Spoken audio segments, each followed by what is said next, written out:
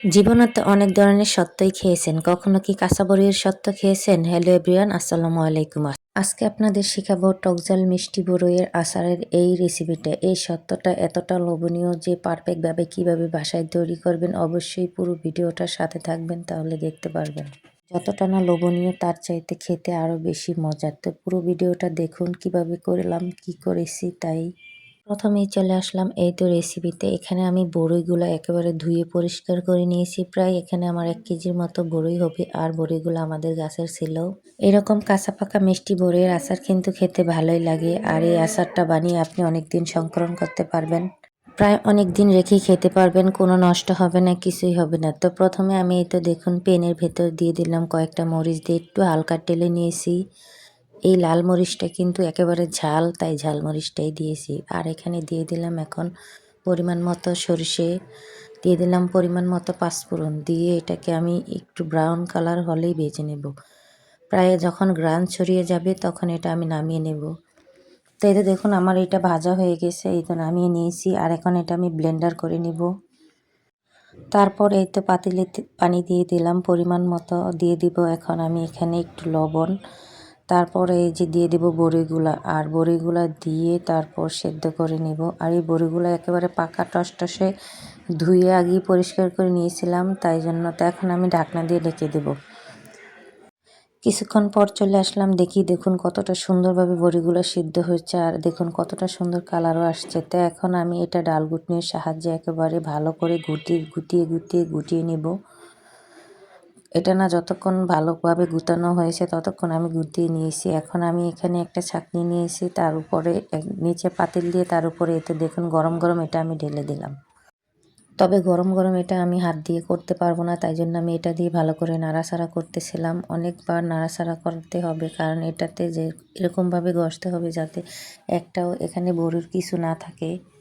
খোসাগুলো ভালো করে ছাড়াতে হবে, তাই জন্য। তো এখানে দেখুন আমি কত সুন্দরভাবে নিয়েছি। তো এখন এটা প্রায় ঠান্ডা হয়ে গেছে, তাই জন্য আমি একেবারে হাতে ঘষে নিতেছিলাম। দেখুন একেবারে সব খোসা এবং বিচি সবগুলো ফেলে দিয়েছি, আর দেখতে কতটা সুন্দর হয়েছে এগুলো। তো এখন এইতে ফ্রাই প্যানে পরিমাণ মতো তেল দিয়ে দিলাম আমি, তারপর দিয়ে দিয়েছি এখানে একটু পাঁচফোড়ন, দিয়ে একটু হালকা নাড়াচাড়া করে নিলাম। তারপর দিয়ে দিলাম এই যে বড়ইয়ের লিকুইডগুলা, আর এই লিকুইডগুলা দিয়ে আমি অনেকক্ষণ নাড়াচাড়া করে দেব। বড়ইয়ের এই আমসত্ত্বটা খেতে এতটা মজা হয় যে কি বলবো, খেতে কিন্তু ভালোই লাগে। আমার কাছে তো আমার বাচ্চারা অনেক পছন্দ করে খেয়েছে, আর অনেক দিন রেখে খেতে পারবেন। তো এখন এটা আমি ভালো করে নাড়াচাড়া করে তেলের সাথে মিশিয়ে নিলাম। আর এইটা কিন্তু অনেক অনবরত নাড়তে হবে, না হয় নিচে লেগে যেতে পারে। তো এখানে ভালো করে নাড়াচাড়া হয়ে গেলে এখন আমি এখানে দিলাম পরিমাণ মতো একটু হলুদের গুঁড়া, দিয়ে দিব পরিমাণ মতো মরিচের গুঁড়া। যেহেতু একটু ঝাল ঝাল বানাবো একটু মরিচ আমি বেশি দিয়েছি, আপনাদের ইচ্ছে মতন দেবেন।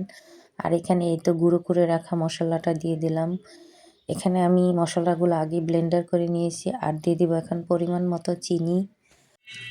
তো সব কিছু একসাথে করে তারপর আমি এটাকে আবার নাড়াচাড়া করব ভালো করে। তারপর দিয়ে দিলাম পরিমাণ মতো লবণ, আর এই তো দিয়ে দিলাম ভিনেগার। এটা হলো সাদা ভিনেগার। ভিনেগারটা দেওয়া হলো মানে এটা আপনি অনেক দিন বাহিরে রেখেও খেতে পারবেন, কিছুই হবে না। প্রায় বছরখানেক থাকলেও ভালোই থাকবে।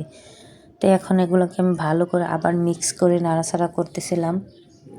অনবরত নাড়াচাড়া করতেই হবে, কারণ এটা না হয় ফ্রাই প্যানের নিচে লেগে যেতে পারে, তাই জন্য এখন আমি এটাকে একটু পর পর অনেকভাবে নাড়াচাড়া করতেছিলাম। তো এখন দেখুন কতটা সুন্দরভাবে বলক চলে আসছে, একেবারে যেন মিষ্টি গুড়ের মতো দেখা যাচ্ছে। নাড়াচাড়া করতে করতে প্রায় অনেক সময় লেগে গেছে। তো এখন আমি দেখুন প্রায় এটা হয়ে আসছে। এখানে আমি একটু বিট লবণ দিয়ে দিয়েছি, আপনাদের অপশনাল, আপনারা দিতে মন চাইলে দিবেন, না দিতে মন চাইলে দিবেন না। আমার কাছে ভালো লাগে তাই আমি দিয়েছি। একটু বিট লবণ দিয়ে ভালো করে নাড়াচাড়া করে তারপর এটা আমি নামিয়ে নেব। তা আমার এটা একেবারেই হয়ে গেছে, এখন আমি এটা নামিয়ে নিয়েছি। আর এখানে আমি সসপ্যানে দেখুন তেল দিয়ে ভালো করে ঘষে নিতেছিলাম হাতের সাহায্যে। তারপর এই তো দেখুন এগুলো সব এখানে দিয়ে দিলাম। আর এখন এটা গরম গরম থাকতে আমি একেবারে ছড়িয়ে নিব। আর দেখুন দেখতে কিন্তু কালারটা সেই সুন্দর আসছে। এটা খেতে এতটা লোভনীয় যে কি বলবো। এখন এটা আমি দেখুন এই তো কয়েকদিন রোদে দেওয়ার পর যা হয়েছে, কয়েকদিন রোদে দেওয়ার পর আমার আচারটা একেবারে শুকিয়ে খুব সুন্দরভাবে হয়েছে। আর এটাকে আমি উপর থেকে একটু তেল দিয়ে দিয়েছি। এখন আমি এটা কেটে নিব। তো দেখুন একেবারে পারফেক্ট, একটু ভেঙে যায় না, কিন্তু দেখতে যেমন সুন্দর হয়েছে খেতেও কিন্তু বেশ ভালো হয়েছিল। তা আপনারা অবশ্যই বাসায় চেষ্টা করবেন এভাবে বড়ি থাকতে থাকতে বানিয়ে নেওয়ার। তো এগুলো কেটে এই তো পরিবেশন করেছি, দেখুন কতটা সুন্দর লাগছে। আর আমার বাচ্চারা খুবই পছন্দ করেছে, বিশেষ করে বাচ্চারা এগুলো খুব পছন্দ করবে। অবশ্যই বড়ির সিজন থাকতে থাকতে আপনারা বানিয়ে নেবেন, না হয় শেষ হয়ে যাবে। আর আমার এটা যদি আপনাদের ভালো লাগে থাকে অবশ্যই লাইক কমেন্ট শেয়ার করে সাথে থাকবেন। আজকে ভিডিওটা দেখার জন্য সবাইকে ধন্যবাদ।